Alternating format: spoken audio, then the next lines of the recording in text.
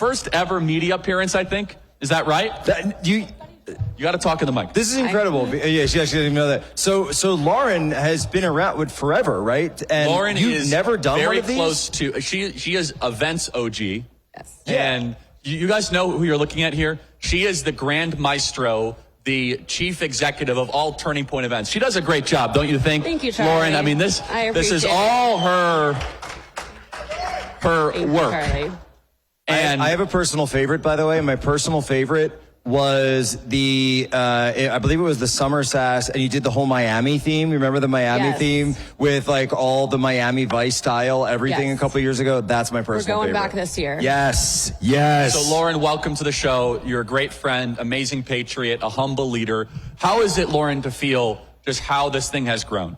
It's been incredible. I attended SAS 2017 as a student. I had my final interview there, and to see what Turning Point and these events have grown into over the last few years is nothing short of amazing. We started this event 4 years ago, and now it's over doubled in size, thanks to our amazing events team, all of our staff that put in so many hours outside of their normal jobs to make this all happen, and we're excited to welcome 20,000 people this week. Yeah, and so Lauren, just kind of go through the logistics of this, because it's easy for people to just kind of say, oh, this thing happens on itself. But guys, you understand that, just for example, how many times did we host President Trump this year? This will be number 7 on Sunday. Wait, we hosted President Trump 7 times this year? Yes, we did. Jack, can you add some context for an outside group to host the president 7 times? Is that normal? Not even like the NRA in their heyday or Heritage or, CPAC's generally once a year. So that many times in a single year it's unprecedented. Yeah, I'm just thinking we did it in Arizona twice. We did it in Detroit. Right. We did it in Georgia. We did it in West Vegas. Palm Beach. We did it in West Palm. That's right. We did it in West Palm Beach. I forgot about that one. And then we did it here at America Fest. So, and by the way, the president is the best. We have his back 100%.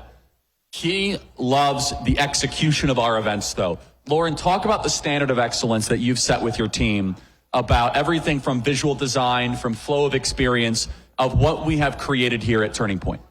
Good is never good enough. We always strive to be the best in the business and execute to the highest level. Something that you touched on yesterday and that we really pride ourselves on is our staff is what makes these events happen. So from people walking in to going into each lounge and into the sponsor halls, we have our staff everywhere going above and beyond. If someone has a question, needs to be taken to their seats. If a speaker needs something from CVS, we're going to go and make that happen. And we really want that Turning Point vibe and that Turning Point standard of excellence to bleed through everything that we do, because many people have never been involved, with our movement or with our org before. And this is their first time coming in. And one of the best parts about this job is really all the messages we get afterwards saying, hey, I had never been to a Turning Point, anything before. And now I'm starting a chapter on my campus. Now I'm running for office. Now I'm having my daughter start a chapter, whatever that looks like next, and we build this movement that we've created today. So, Lauren, I mean, an event like this, walk into the planning. We literally begin planning for next year's AmFest like now. Yes. It is a year of planning. We also do Believer Summit, Student Action Summit, Young Women's Leadership Summit. In the case of this last year, we did a lot. We just kept on adding on to it. Jack, can you brag don't worry, on Lauren. Don't worry, Lauren. There isn't an election next year, at least. Well, that's why we're bringing back SAS. Presidential. So what Lauren does is, and you could see her influence on the events, because what you do is you don't think, a lot of people think, and Charlie, I'm just going to say it, man. I'm just going to say it. We all love you.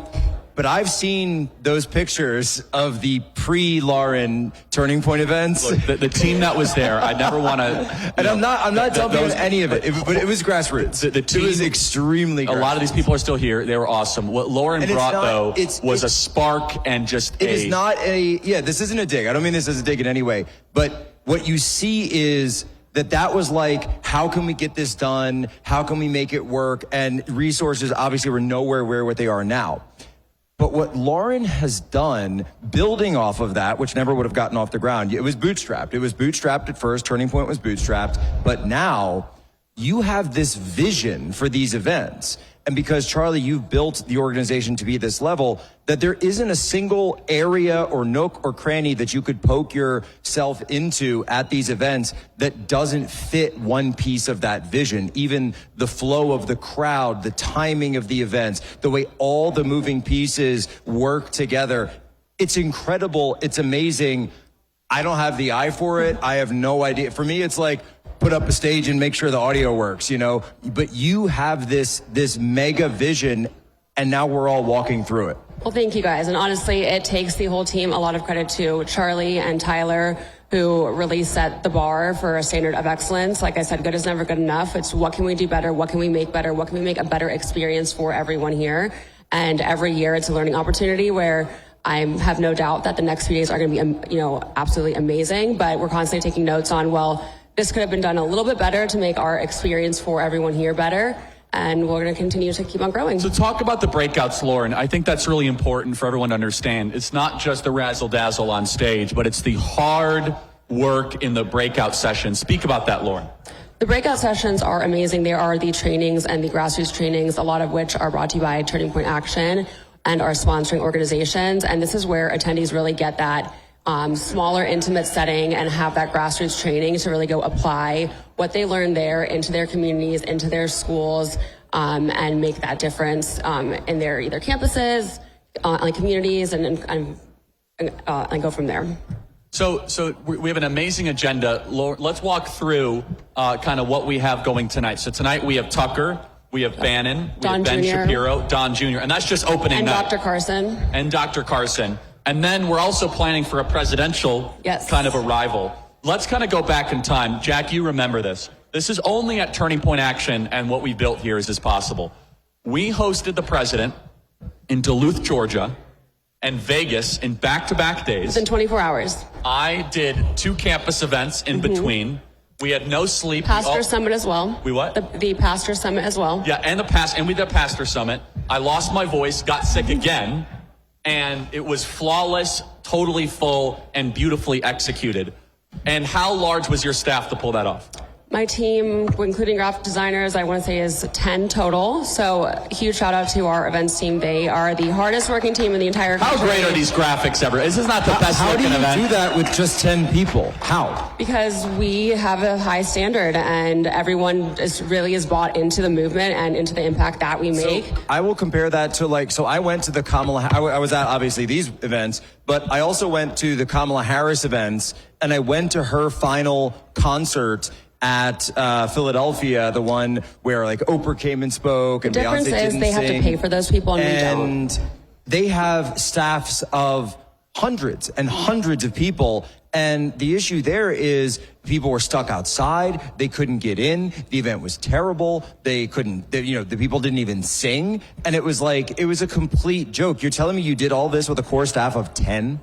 Yes, and a big part in that too is, again, we have a incredible army of full-time staff in other departments that come to these events outside their normal jobs and are working on registration, on breakouts, on speaker check-in, on ushering, and they set that tone as well to make sure that these events are executed. They spend long days, sleepless nights, but it gets it done. Can I ask a question? So Lauren, you work these events and these are your visions, right? So you have a different perspective on it from any of us, or if you're a speaker, or if you're Charlie, who's, always got, herding cats and putting out fires as it happens. But Lauren, what's the one thing that you look forward to the most at these events? And you can't say when they're over.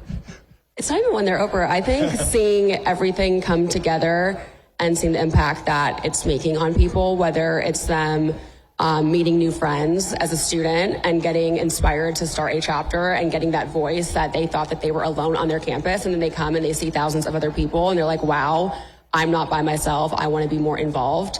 And I think one of my favorite parts too is just the opening night and seeing all the energy, all the people in here excited to be here and excited to be involved in something bigger than bigger than themselves. So last point here, Lauren, there's a huge demand of people that want to come to this, speak at this, exhibit. What is our quick schedule for 2025? What do we have coming up? Quick schedule, at least that I know of right now. We have our Young Women's Leadership Summit in June. That will be in Dallas. Our Student Action Summit in Tampa. That will be in July. America Fest, obviously, next year here in Phoenix. And I have no doubt that there will be multiple more. There will be a lot more than that, Lauren. I can guarantee it. Everybody, we wanted to put a face to the name. She makes these events happen, and her team does. Her team deserves all the credit. Her team deserves all the credit. You guys are walking the halls. when you're walking the halls, you need to go find a Turning Point staffer and say thank you. They haven't slept in weeks to make sure that you have a great and excellent experience. So it's the best staff in the movement. Jack, you have a thought really quick. That scene when RFK Jr. walked out and officially endorsed Donald Trump at that rally with the cold sparks behind, that picture, which is a moment in history, was all created by Lauren right here. And the team. It's not me. It's not me. And the team. And the team. Not only that, let me tell you the other true story here. We're going over the budget for that event. And I said, for the love of everything holy, we are not going to spend money anymore, Lauren, on these stupid, like, Twizzlers. What do we call them? The cold sparks. You're against the cold it's sparks? a waste of money. Charlie. And Lauren's like, we have to do it. She overrode me. And now it's like the most beautiful. Now it's like the iconic. Now it's like the iconic picture. It's like Trump it's all Lauren, fight, right? and RFK. We love to go all out. Do we have any B? We had no B-roll this segment. Okay. Lauren, thank you so much. Thank you, guys. Thank you.